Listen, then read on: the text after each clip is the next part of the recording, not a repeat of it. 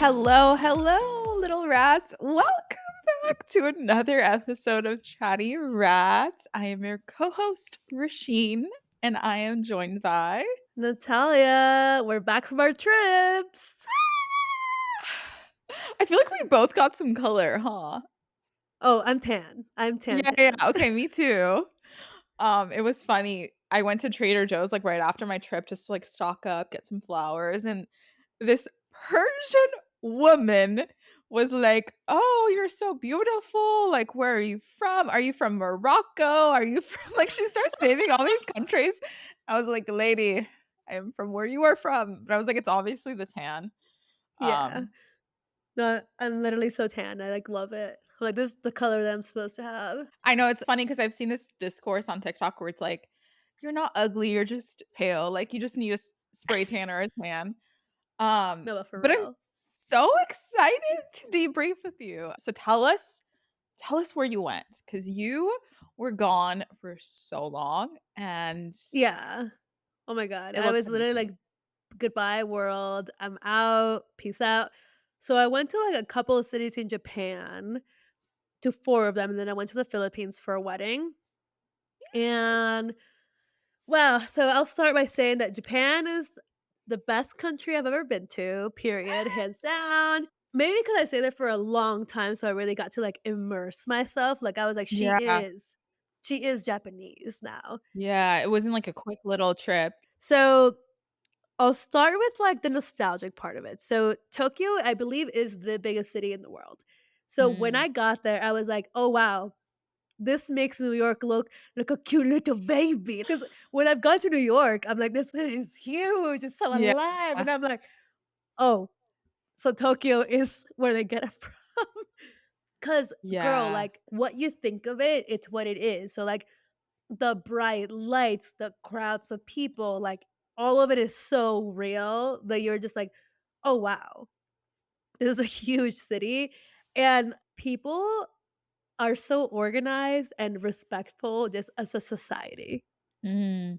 Like, when I tell you there's arrows everywhere on, like, what way to walk, they have these, like, smoke pods where, like, people can go in and smoke if you're a smoker. That's It's literally like a wild. it's crazy because it's literally, like, these giant boxes with air filters in the middle of That's the so street, just like cool.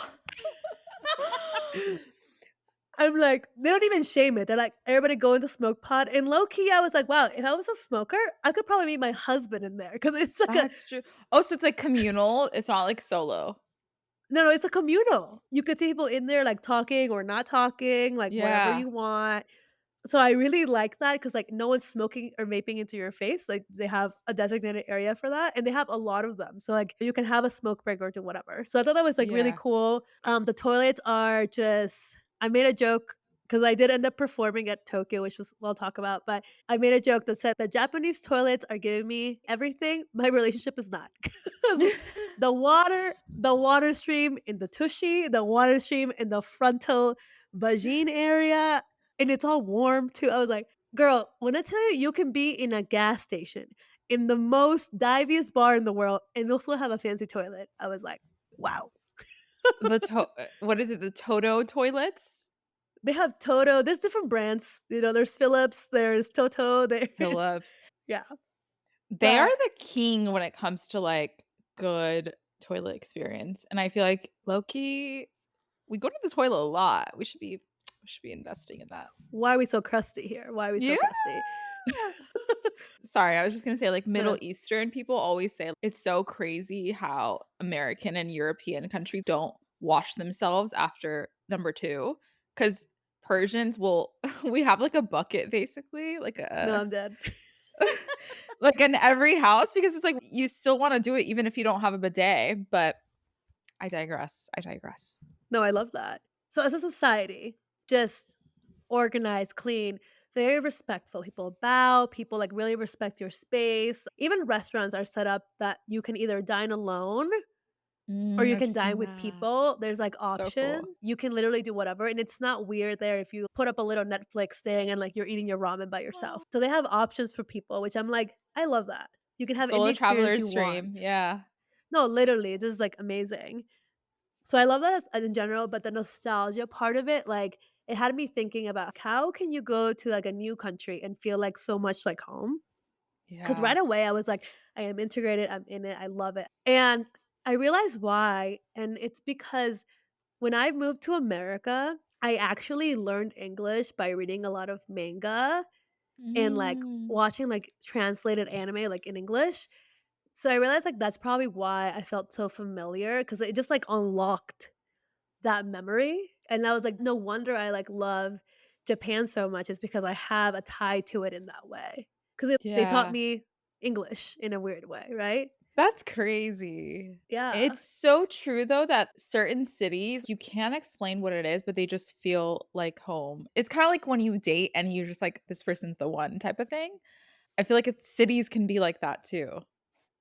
I totally agree, and even for Daniel, he had the same feeling, and he realized it was because he, like, loves Nintendo, he loves Pokemon cards, so Oh, he, like, loved going yes. into all those stores, and, like, he loves arcades because they have a huge gaming culture, and he was Yeah. like, "Oh, wow, people love this here, like, this is my place." So he also felt like everything I love is not niche, it's everywhere, so he was, like, Yeah. obsessed with that too.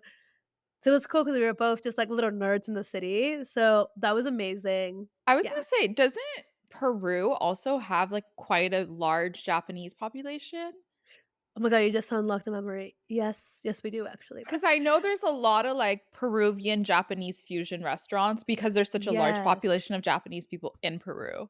there is. Oh my god, you're right. There's so many, like, Japanese people in Peru that speak, like, fluent Spanish, but it's, like, with the accent, like, the Yeah. Peruvian accent, and it's like, Yeah, yeah. "What?" You're right. So that's probably also Yeah. why I felt connected because I grew up around that as well. Yeah. See, like, it unlocks so many memories, which is so cool. So then that's, like, Tokyo. I even got to perform there, which was really I cool. I think got that to is the coolest freaking thing ever, Natalia, that you got to, like, Yeah, do a piece of you on a trip. That's so I know. especially in Japan. And to the club that didn't fucking like me, well, Japan liked me, so fuck you guys.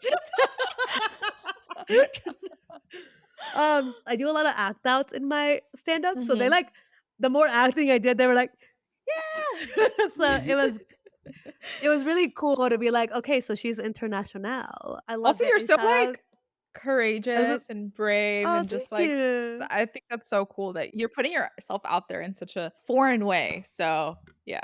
I know, I loved it. That was, like, a definitely, like, a cool highlight of my stand-up career, and then after that, I went to Kyoto, which is, like, more, like, traditional Japanese, like, the shrines, the temples, and stuff, and I got to experience a side of tradition, which I love, like, the sushi making, it's such an art form there. They take their time making their matcha, I love matcha, like, that was, like, a very beautiful thing to see how much people respect and love the food. And Mhm. then even going into temples, people do like a cleansing thing. So they like rinse their mouth, rinse their hands, essentially cleanse of any like bad juju and energy. So like doing practices like that like got me very grounded. And I even got the opportunity to go into a temple and meditate and just Mm. walking around the grounds and like I had never meditated to the point where I think nothing and I got there and I was like, "What the fuck? This is crazy." That is So pretty she wild was because it's really I don't think I've ever done that, and I meditate me quite neither. often. That's, like, enlightenment level. Yo, literally, because it was just quiet and all because in my Airbnb, there was a book about Kyoto, and it talked about how, like, going Ooh. into these temples, and shrines, how the goal is to achieve zen. They were like, "Put your phone away, the pictures." He was like, "You may not have the memory in a picture, but you will have that feeling for life." I told Daniel, I was like, "I'm really gonna put my phone away," and then he was like, "Don't worry, I'll be your Instagram husband." And I was like, "You don't have to, but I'm gonna do my thing," and I did that, and I think I achieved zen because I felt, like, calm, at peace, like, my nervous system was down, and I had a very, very beautiful moment that I saw. It was, like, basically a room full of prayers surrounding, like, a Buddha, and it was just people's prayers, and I understood the ones that were in English and Spanish, and I was almost crying in the club. I was like, "I really hope you have that baby now." I was like, I Aw. first of all, I had just meditated, so she is Zen. So, Yeah. You feel connected. humanity is so beautiful, and it doesn't matter, like, what religion or where you come from. We all pray, you Yeah. know? That was very, very beautiful to see, like, how it doesn't matter. We're all just humans longing for things, and we just wanna be happy because all the prayers were all about, like, how to be happier.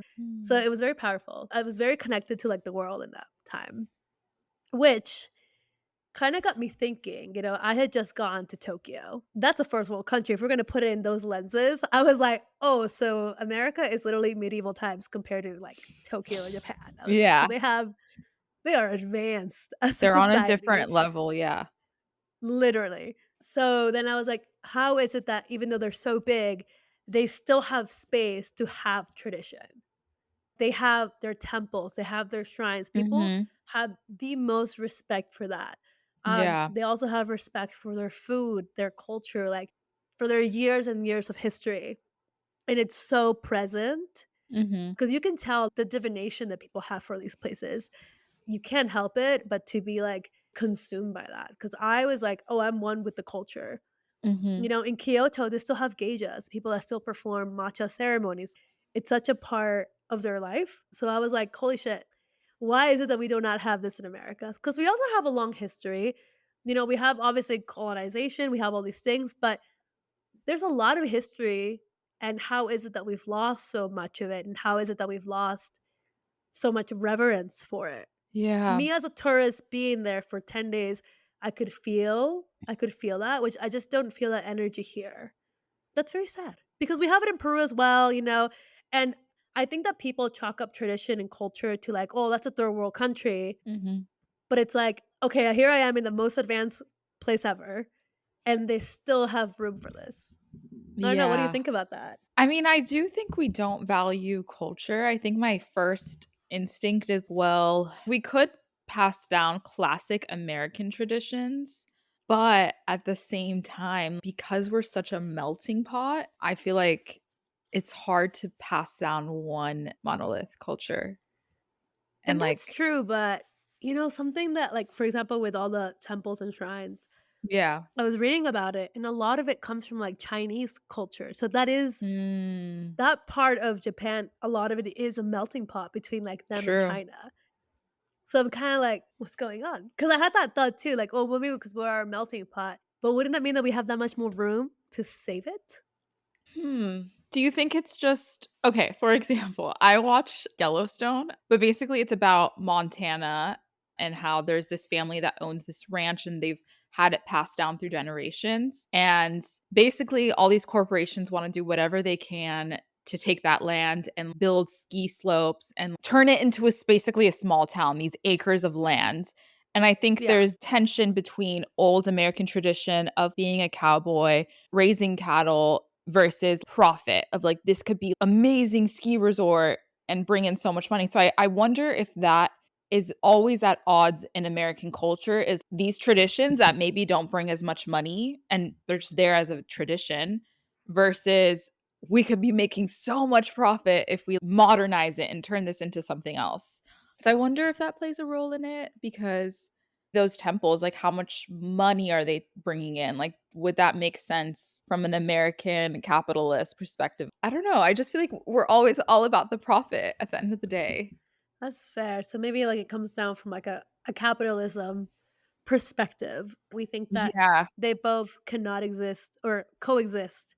Japan has shown me that maybe it can because 'cause they're making their dollar for sure. Yeah. That's very interesting. I did think that a part of it maybe is because culturally they have a lot of respect, right? So, Yeah. even when I went to the Nara Park, which has a bunch of deer, why are the deer bowing to me? I'm like, "Wait, even the deer are respectful little gentlemans, here."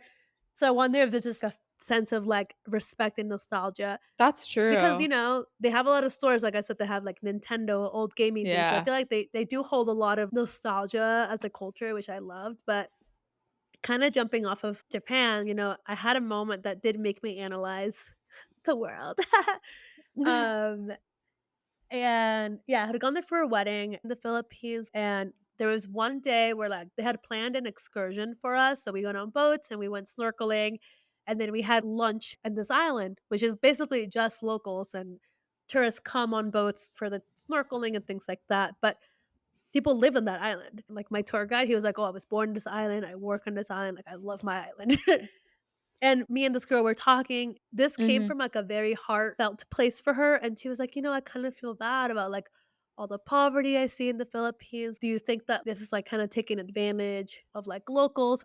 So she was, like, feeling a sense of guilt, and I kinda talked to her, and I was like, like, it's interesting to assume that they are sad because of the poverty, because maybe they're happy. Some people, like, don't know another way of life, one, but also, some people love a simple life. Mhm. They like to wake up, get their fruit. They go snorkeling every single day. Like, it's like they can do so many amazing things on this island. Like, they're happy people. They have their own dances, like their own traditions, like whatever. Like, it's like they could be very, very happy. But this Yeah. concept Yeah. of like the third world, its countries, quote unquote, like, oh, we're so sad. We're so poor. Yeah. And even going to a wedding there, within her wedding activity, she had like Filipino performers, people that dance, like experiencing that culture, the community like aspect of it. And I was like, oh, they are rich, maybe not money, but they're rich in Yeah. so many other ways, Yeah. like the culture itself. So we think like, oh, poor little third world country, like a first world, we have all this, but it's like they have so much more too. Yeah. It reminds me of this story I heard. Have you heard of the Mexican fisherman story? No. Okay, it's really good. Literally relates to what you're saying. So, there was this American guy and he was on a beach in Mexico and he sees this Mexican fisherman like fishing for a couple hours and then he gets his fish and he's like, "Oh, like what are you going to do with the fish?" He's like, "I'm going to go home and feed my family. Done my couple of hours." And the American businessman is like, "Why don't you like bring on a boat, hire a person, and then you could be fishing a lot more so you could like sell more so then you're able to make more of a living and do more things." And then the fisherman's like, "I like the way it is. What would that do?" And he's like, "Well, the more you build up your business, the more people you can hire. And that way you could manage them instead of doing the actual fishing. And basically, eventually you can make it into this business where you can like sell it to other people. And once you get to that point after a few years, you could sell your business and then you could have more time to like be with your family and like fish if you want. Like, like For fish fun. for fun and be with your family." And he's like, "I am literally doing that now." Do you get what I mean? Like he doesn't need to go in this circle of building this big business to then come back around to him currently I love my fishing family. and being with his family. And I just think it just like shows so much of the US perspective of what we think is a life to live that we don't see when someone's living their life simply, that maybe that is all we want at the end too, like when we retire, you know? I think like your story relates to that because it's such an American lens to be like, "Oh, I feel bad." But why do you feel bad? Like I think in a way sometimes they could be feeling bad for us because we're constantly chasing these ideas of what a good life should be. A lot Yeah. of times they're material, a lot of times they're, just like arbitrary while they're so focused on like family and having time and community and Yeah. culture.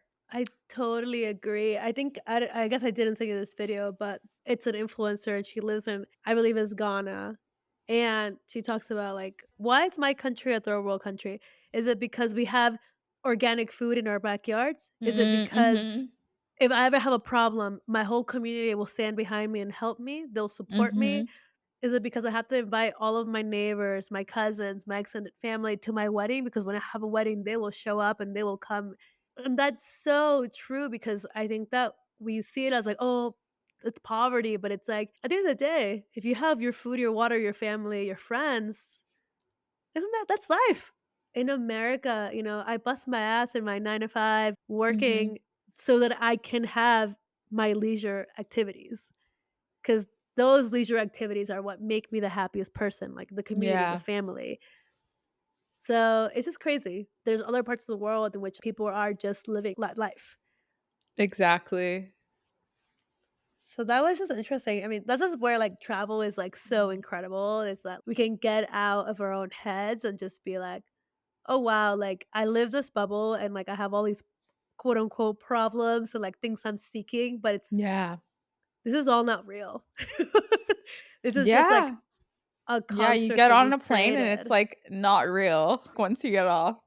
Yeah, even like my tour guide, the snorkeling, he was like, "Have you ever gotten on this boat, like this type of boat?" It's like a tiny boat that he put us on. He was like, "I do." And big smile on his face. I do it every day. Every day I wake up and I get on my boat and I love my boat. And I was just like, like he loved it. And even like with snorkeling, like I had like the little shoes and the things, and he was like, Yeah. tell me why this guy was snorkeling in flip flops. He's just such a good swimmer. And he's grabbing the turtles, swimming with the fish. I'm like, this guy's Wow. he's living. Let me tell you, he is Yeah. living. I thought that was very beautiful.